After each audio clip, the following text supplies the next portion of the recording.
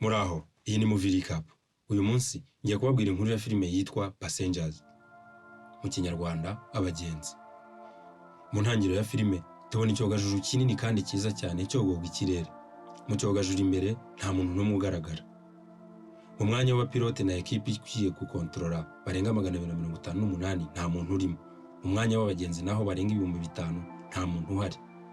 Icyogajuru kiri mu buryo bwa autopilot, mu buryo bwo kwitwara nta muntu n'umwe ugikoresheje. Mu cyogajuru hagaragara gusa bimeze nk'amasanduku ariho abantu bose basinziririye mu cyitwa hibernation. Hibernation ni uburyo bwo gusinziriza abantu, inyamaswa cyangwa ibimera ku buryo nta na kimwe gikora mu buzima bwacyo.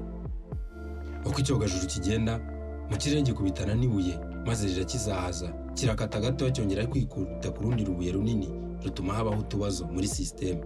Ariko icyogajuru ko gikoranye ubuhanga gitangira kwisubiranya ako kanya.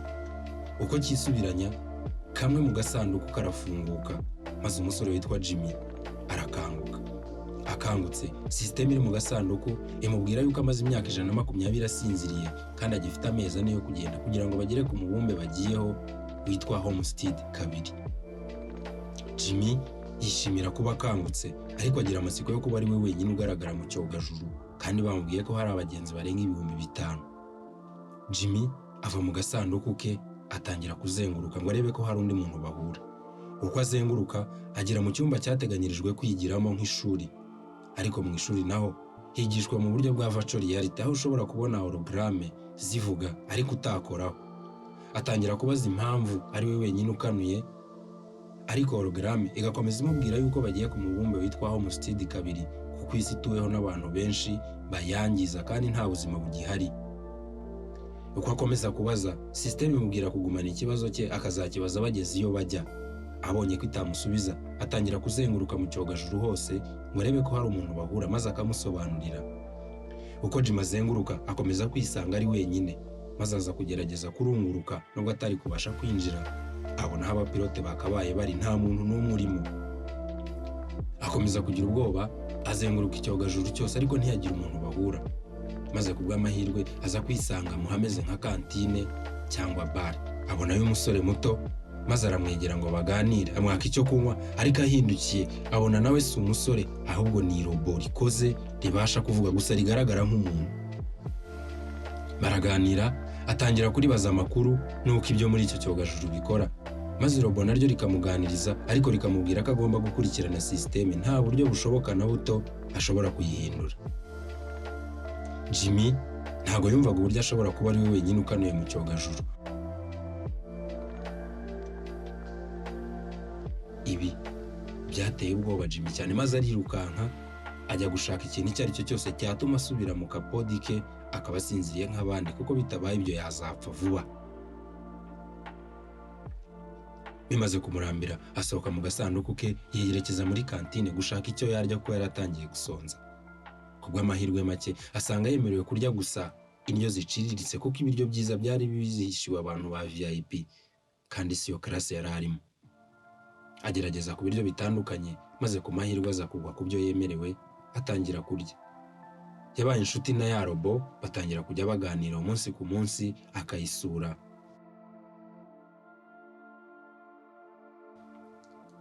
Abaho igihe kinini cyane kirenga umwaka maze aza kurambirwa ubuzima bumwe buhoraho bwa wenyine mu cyogajuru kinini cyane kibasha gutwara abantu barenga 5000 adashobora kuvugisha cyangwa kwegera.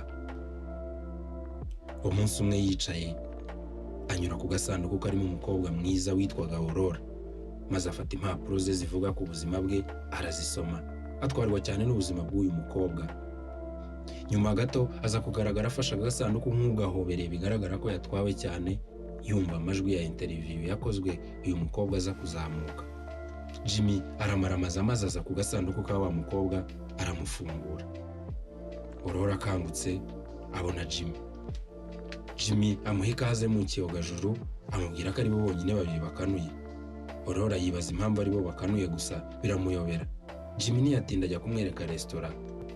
Aurora aza kubona Jimmy amaze umwaka wose arya indyo imwe idahinduka kuko ariyo yonyine yari yemerewe. Maze Aurora wari uri muri classe amufasha kubona ibindi biryo bishya. Baraganira ariko Aurore ntiyari atuje kuko yari azi neza ko imyaka isigaye batayimara bari bazima muri icyo cyogajuru, bari gupfa batagezeyo kandi yari afite indoto nini cyane. Arirukanka agerageza mu cyogajuru mu buryo bushoboka bwose, azenguruka impande n'impande ngo arebe niba hari icyashobora kumusubiza mu gasanduku ke, ariko abura na kimwe. Asoma ibitabo bishoboka n'ibidashoboka, abaza amakuru, amahorogaramu yari ari aho hafi, ariko abura na kimwe cyamufasha. Sisiteme buri kanya ikamubwira ko nta cyakorwa na kimwe ngo agasanduku ke kongere kifunge.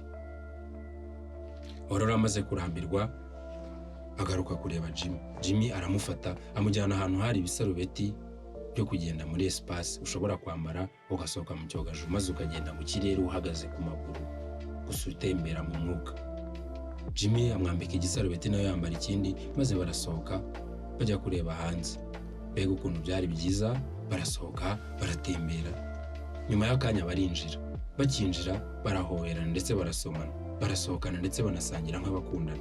Nyuma baza kurarana ndetse guhera uwo munsi batangira kubana nyine nka couple cyangwa abakundana banashyingiwe. Umunsi umwe ubwo Aurore yari amaze gusoma ibitabo byinshi abuze na kimwe, ajya muri resitora aho yari ategereje guhura na Jimmy. Jimmy nawe ku rundi ruhande yari ari gutegura impeta nziza yari yateguriye Aurore, akamusaba yuko babana byeruye. Aurore ari kuganira na ya robo nyine muri bare, iza kumubwira yuko Jimmy yamubyukije ku bushake. Maze ako kanya Jimmy nawe barahageze azanye impeta nziza, ariko Aurore akimukubita amaso afatwa n'uburakari bwinshi, atangira kumutonganya amubaza impamvu yamubyukije kandi azi ko ashobora gupfa.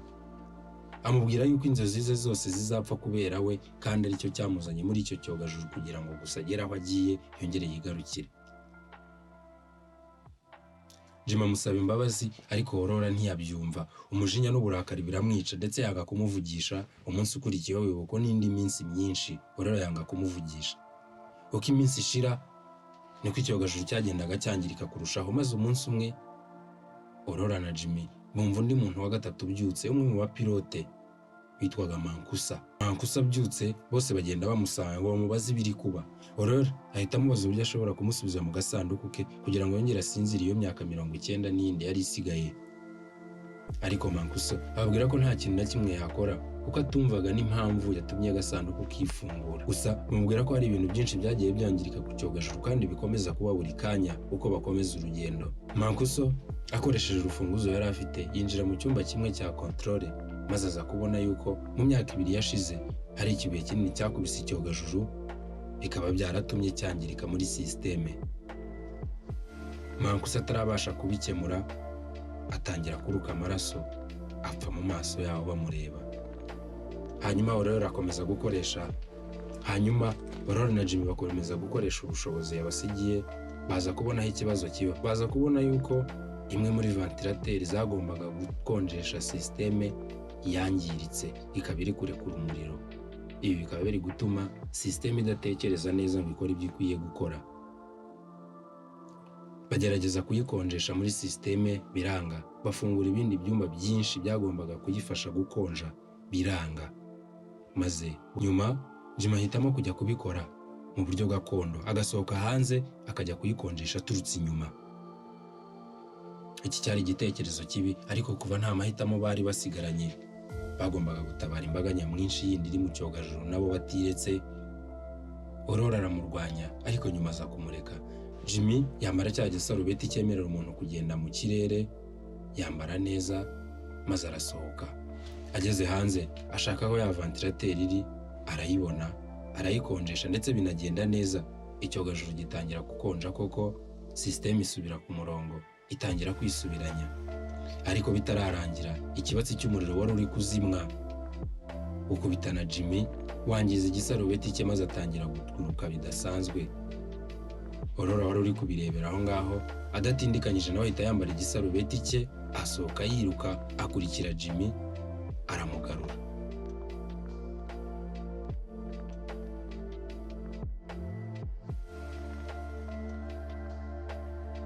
Binjiye mu cyogajuru bitura hasi bose, biyambura ibisarubeti maze barahoberana. Aurore amubwira yuko atashoboraga kumureka ko atumvaga neza uburyo ashobora kubaho muri icyo cyogajuru wenyine mu myaka isigaye yose kandi akanuye wenyine mu cyogajuru. Mu cyogajuru hagaragaramo igiti kimwe cyari cyaratewe, maze Aurore na Jimmy baza kukireba batangira kuganira ku mateka y'ubuzima bwabo. Aurora abaza Jimmy impamvu yaje muri icyo cyogajuru. Jimmy abanza kubigira imikino, ariko nyuma aza kumubwira ko atekereza yuko ku mubumbe mushya wenda Jimmy yagira uwaba we utandukanye n'uwo yari we kuri iyi si. Maze Aurora aza kumubwira ko bafite intego itandukanye n'iy'abandi bagenzi bose bari muri iki cyogajuru, kuko batifuza kugumayo, ahubwo afite itike y'inzira ebyiri igenda ikanagaruka, kuko yateganyaga kugenda akamarayo umwaka, hanyuma akazagaruka ku isi akaba umunyamakuru wa mbere wageze ku mubumbe wa Homestead 2, akabayo akagaruka. Ibi bikaba byari kuzamufasha kubaka kariyeri ye. Jimmy abyumvishe biramutangaza, ariko biranamubaza kuko yabonaga ko izi nzozi zitazaba impamo. Nyuma Aurora na Jimmy bakira ubuzima babayemo, batangira kubana nk'umugabo n'umugore.